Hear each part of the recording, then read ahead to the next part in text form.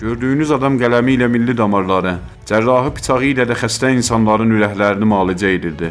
O bir ömür yalnız ürəkləri deyil, millətin susturulmuş dilini, unudulmuş yaddaşını diriltməyə çalışan dünya cadılım Döktür Cavad heyəti idi. Təbrizin, Tehranın ya da Urmi ilə Ərdəbilin xiyabanlarında vaxtı məhdud olan həkimlərin qəbuluna düşmək üçün minlərlə insanı görürük. İnsan düşünür, görəsən bu həkimlərin işləməkdən vaxtı olurmu yemək yeməyə?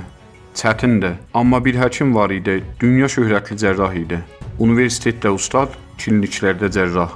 Onun stresi cərrahiyyə otağında deyildi. O ən böyük gərginliyi türkcə nəşr etdiyi jurnalı çapdan çıxaranda yaşayırdı. Bugün Dan ağacı təqvimində Döktür Cavad heyətin doğum günüdür. 1925-ci ildə Təbrizdə dünyaya gələn Cavad heyət, atası Mirzəli heyətin təsiri ilə elmə və maarifçiliyə yönəldi. İlk təhsilini Təbriz, Həmədan və Tehranda aldı. Daha sonra İstanbul Universitetində tibb təhsili alaraq 1946-cı ildə məzun oldu. Parisdə ixtisaslaşaraq ürək-damar cərrahiyyəsi sahəsində mütəxəssis oldu. İrana qayıtdıqdan sonra Tehran Universitetində müəllimlik etdi və İranda ilk dəfə açıq ürək əməliyyatı həyata keçirdi. O 1963-cü ildə Beynəlxalq Cərrahiyyə Cəmiyyətində İranın nümayəndəsi, 1983-cü ildə isə Paris Cərrahiyyə Akademiyasının üzvü seçildi. İndiyədək onun Beynəlxalq Cərrahiyyə konqreslərindəki 25-dən çox məqaləsi və çıxışları nüfuzlu xarici tibb jurnallarında fransız və ingilis dillərində dərc edilmişdir. Döktür heyətin ana yurduna, ana dilinə və kültürünə dərin sevgisi onun həyatını digər məsləkdaşlarından ciddi şəkildə fərqləndirirdi. O bu sevgini yaşatmağının yolunu çoxdan tapmışdı. Bir millətin varlığı varlıqda. 1979-cu ildə Cavad heyət tərəfindən təsis edilən Varlıq jurnalı İranda türkcə yazı pozu üçün nadir yollardan biri idi. Bu jurnal vasitəsilə klassik Azərbaycan ədəbiyyatını tanıtdı, çağdaş yazıları dəstəklədi və türkcənin elmi və ədəbi statusunu yüksəltməyə çalışdı. Varlıq sözün həqiqi mənasında türk varlığını qorumağa nail ola bildi. Bu jurnal ətrafında Azərbaycanın yazar və aydınları toplaşmaya başladı.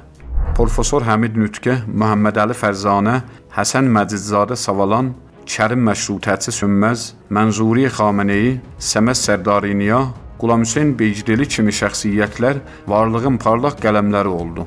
1980-ci illərdən etibarən İstanbulda yaşamağa başlayan Döktür heyət Cərrahpaşa Universitetində profesor olaraq dərs verdi və Türk Dünyası Araşdırmaları Vəqfi ilə əməkdaşlıq etdi. O, Türkiyənin sabiq prezidenti Süleyman Dəmirəl ilə şəxsi dostluq qurmuşdu və Dəmirəl onu Türk dünyasının aydın vicdanı adlandırırdı.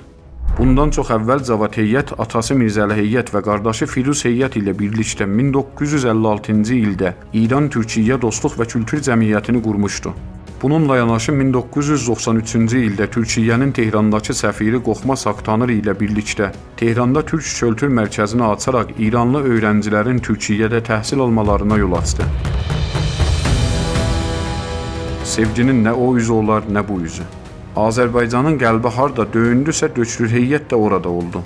1-ci Qarabağ Savaşında yaralı əskərlərə yardım üçün Türkiyədən gönüllü həkimlər qrupunu təşkil etdi. Cavad heyət özü də bir neçə dəfə Bakıya gedərək yaralılara yardım göstərdi.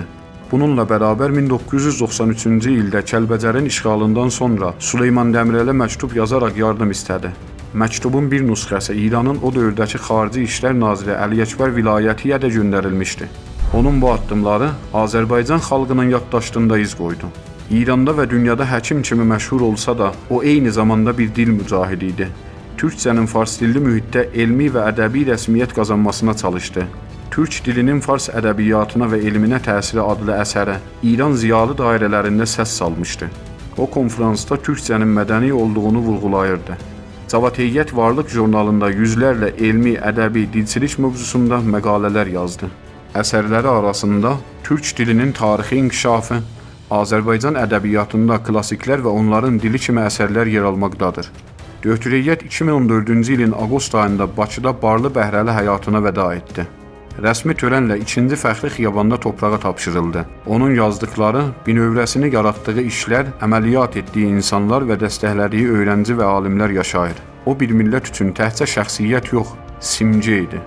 Dr. Heyyət bir ömür boyu yalnız ürəkləri deyil, millətin susturulmuş dilini, unudulmuş yaddaşını da diriltməyə çalışırdı. Onun əməliyyat masası da var idi, çap masası da və hər iki yerdə həyat qurtarırdı. Əziz izləyicilər, Dr. Cavad Heyyət ilə bağlı xatirələrinizi və ya ürək sözlərinizi kommentlər bölümündə bizimlə bölüşün. Ən gözəl xatirəni Danağac səhifəsində paylaşacaq.